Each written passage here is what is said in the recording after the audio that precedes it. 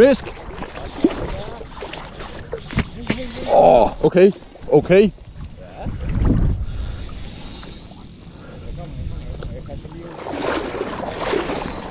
Shit. Okay.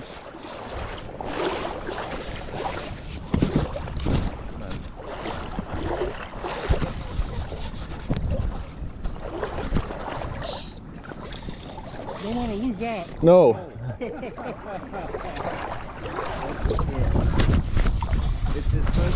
Ja. Nu er jeg inde på skydelinen igen.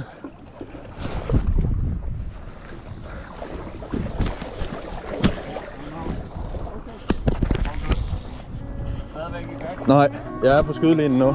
Jeg er på skydelinen nu.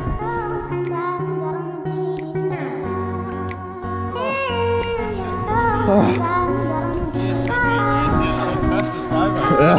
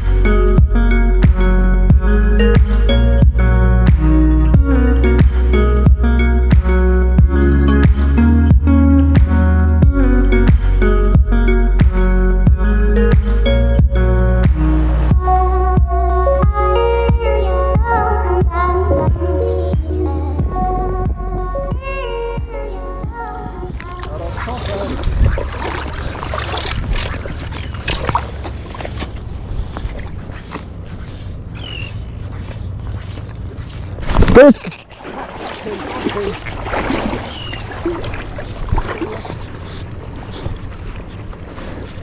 Husk, jeg er på din højre side.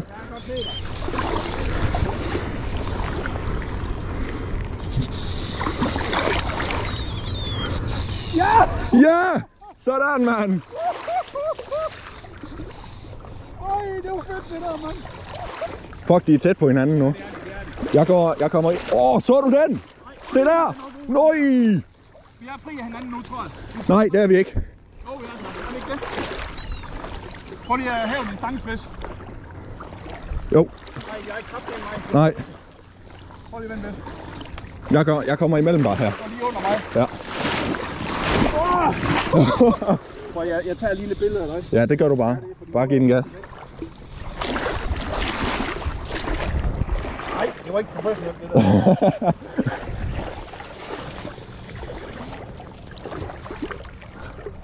Ej, kom nu ind, mand. Jeg er nok langt væk til den her. Jeg havde lige snust til backing. Men nu er det væk, ikke? Jamen slap af, hvad sker der? Den er stor, den er kendt. Den er rigtig stor. Jeg så halen. Ja.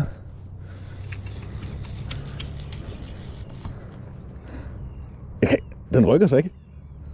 Det bliver lækkert det her. Det her det bliver billeder, du vil betale penge for. Ja.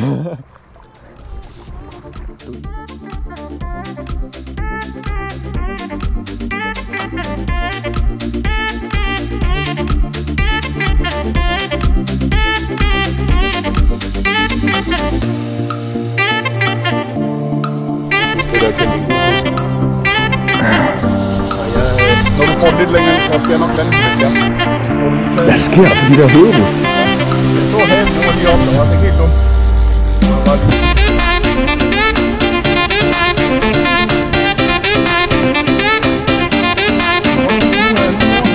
Ja.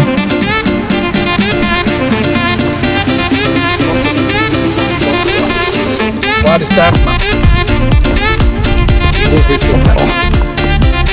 Du skal bare være der, hvor mor er. Men jeg har jo, Fisk? Ja. God fisk, det der. Tak.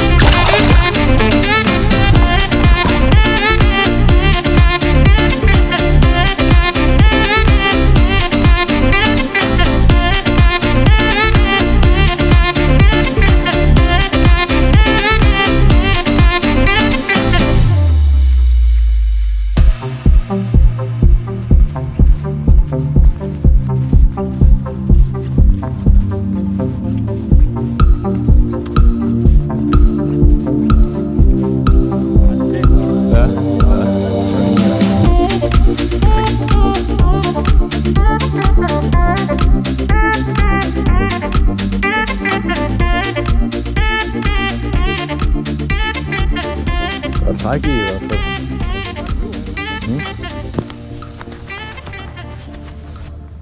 Pas på, Thomas.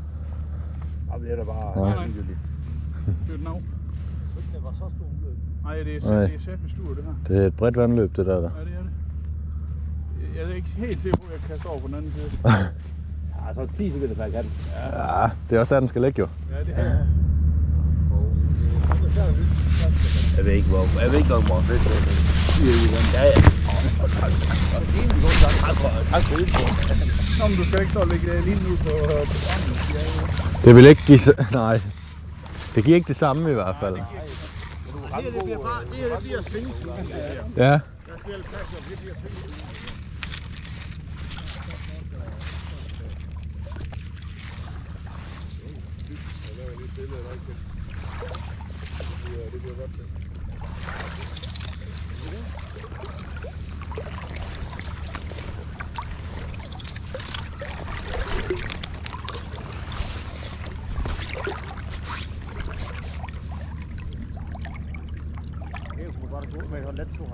Ja. Fisk!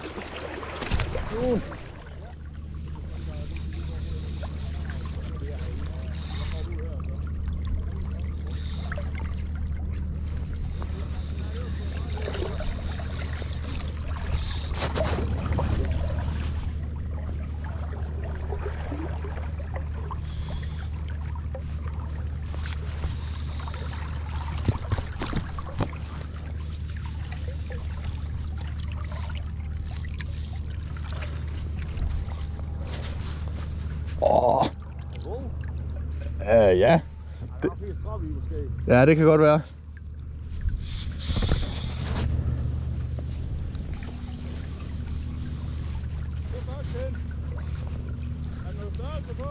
Jamen, det er svært at vurdere, når strømmen er så stærk. Det kunne i hvert fald være udviklet til at fejle. Du har lige taget sovskuller. Ja, vi skal have nogle.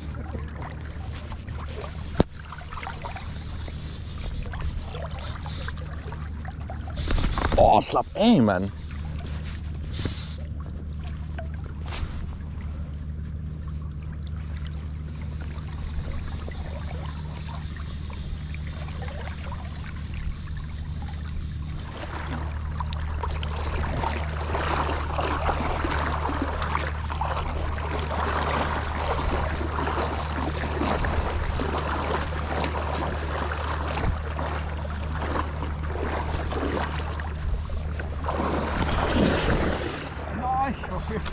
Den er vild, den fisk. Det er de her skulis eller sådan lidt. Ja, det ved jeg ikke. Den er over 50, er den ikke det? Der er en trængslæg.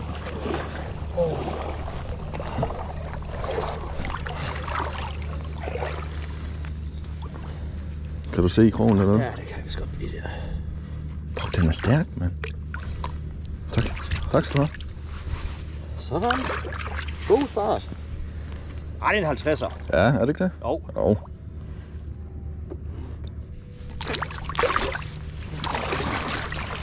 Ej, den var stærk, mand.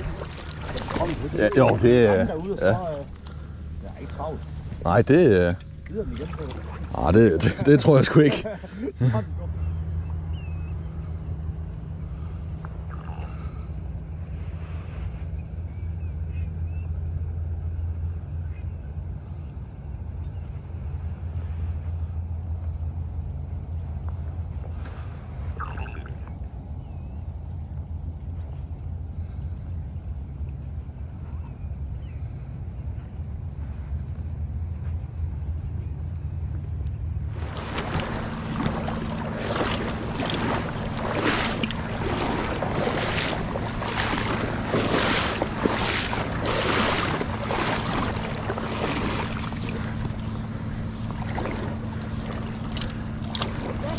Sådan, Thomas.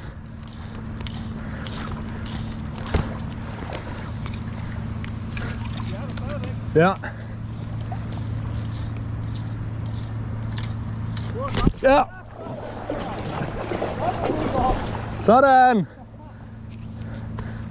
Ah, det er en fin fisk, det her også.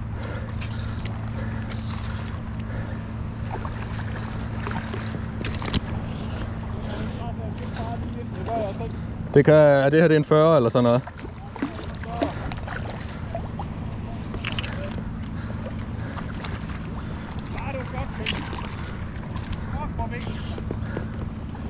Åh, kæft, de er stærke.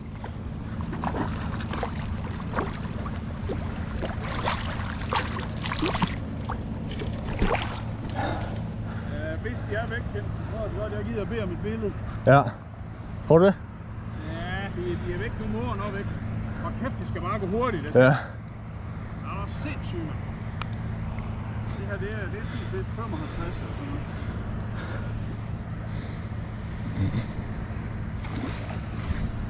Ja, tillykke med. Om nogle flere af dem, der vil heller ikke gøre noget. Nej, overhovedet ikke. Jeg prøver lige at skyde en række billeder her. Så kan de få lidt til gruppen.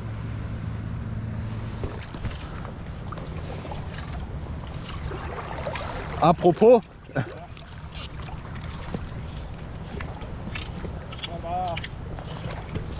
Ja! Hey.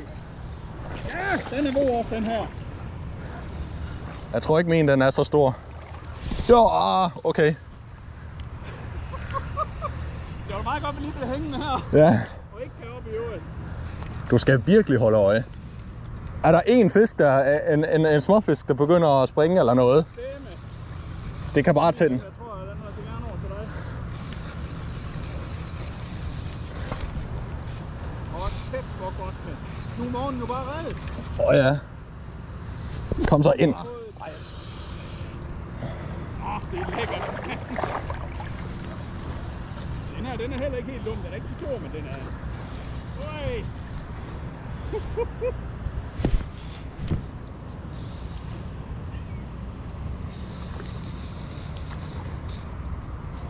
Det er fedt, mand. Prøv at nu er jeg ligeglad med, at jeg skal lave en amerikaner på stranden nu. Det er lige mig. Du kan godt se, at den her gang nåede måren jo slet ikke frem, vel? Nej. Mit kast, det var egentlig noget til den skæve side. Mit det var helt galt. Ja, lige der den måren. Ja. Ja, den er ikke så stor, den her 50 eller sådan noget. Ja, men igen, en fisk jeg godt gider at gå efter.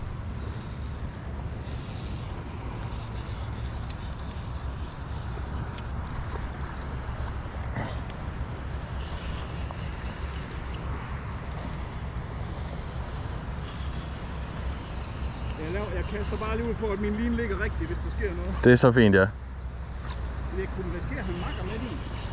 Ja, det kunne den sagt. Nej, altså du behøver ikke at tage billeder for min skyld. Hellere fisk, så ja, for at de bliver i området.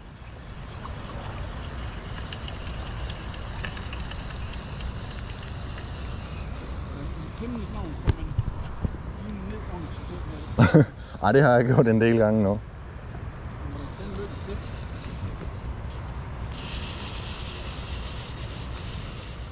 Det der med, at linen ligger rigtig i linekonen, så når det er, ikke?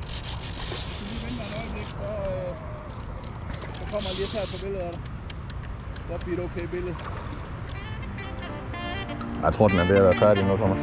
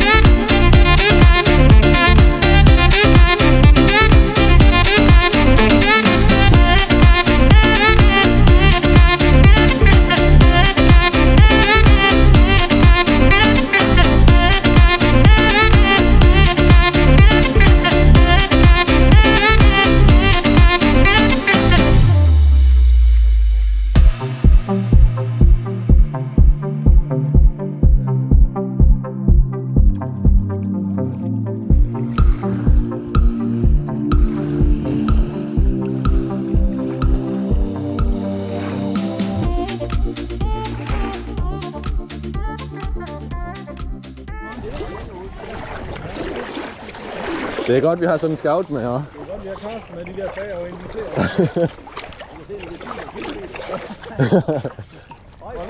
Hvor langt ude var det?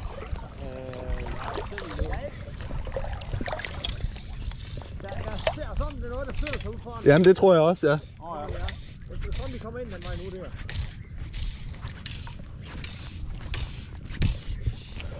Kæft, det er et piskeris her, mand.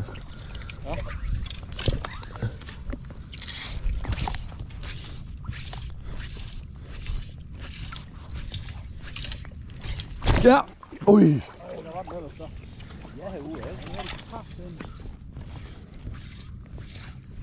Ja. Nej.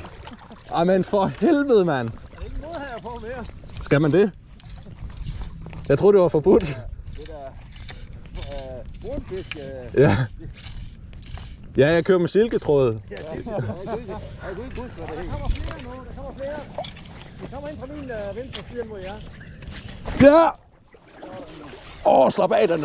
Fuck, den er god, den her. Fuck!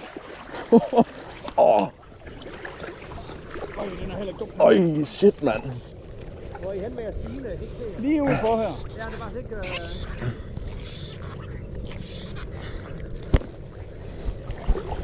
Du har fisk lige foran dig, Henrik, men langt ude. Der var nogen, der vendte i overfladen.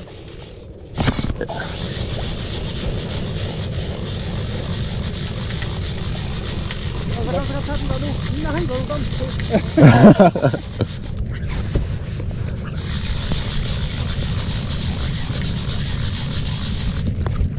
Det er god fisk, den her. Hvordan kan du køre dem så hurtigt? Det er fordi, jeg står ikke og har syv pik nede i bunden. Hvad det hedder. Får du ikke Der er flere fisk med den herinde. Ja. Ja, jeg får lige, Karsten, lige foran. Lige foran. Bare ud i suppen med den. Wow, det er en god en, den der, Thomas. Ja, den er okay.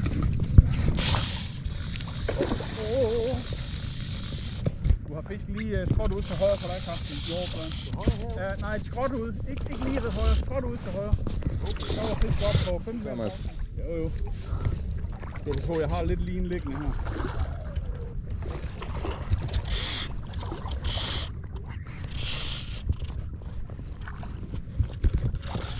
Okay, det hjælper at give den lidt ekstra pres der. Ja, det gør det. Hvad er de? Det her kraftigt ikke. Den er god, den her.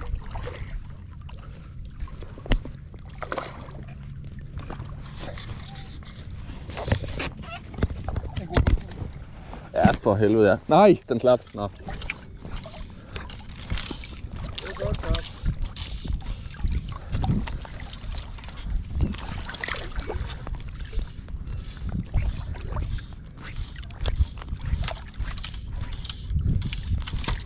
Det var god, den jeg havde på der. Den er knap holdt den.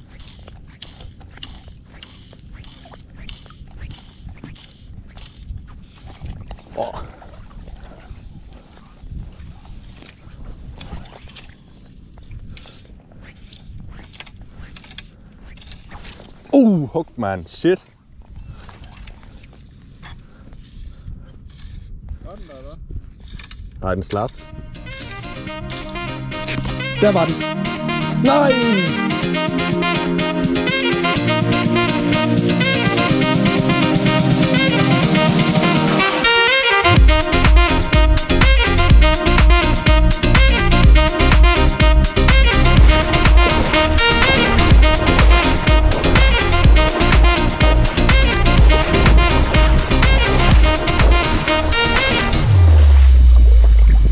Det kunne nok have været en fordel lige at have briller på, tror jeg.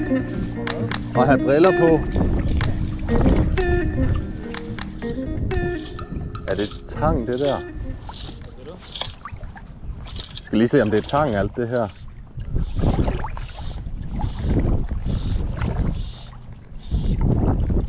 Nej, det er en kæmpe stime lige herude.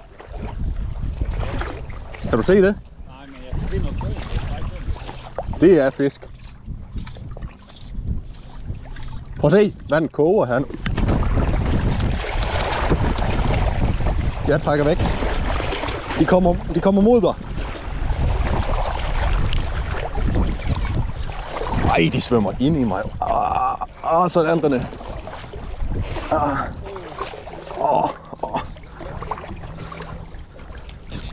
Ja, ja. Godt se, det der, mand. Godt se. Det der, ikke godt? Ja. Det var godt set, mand.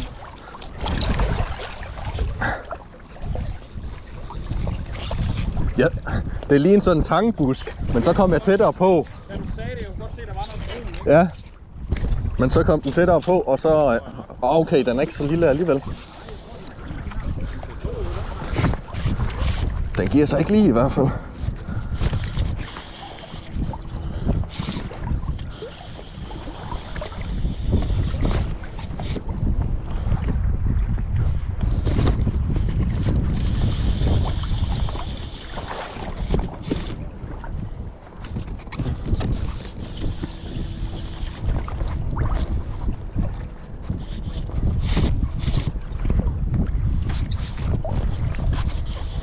Nu kommer han. Nu har han set det.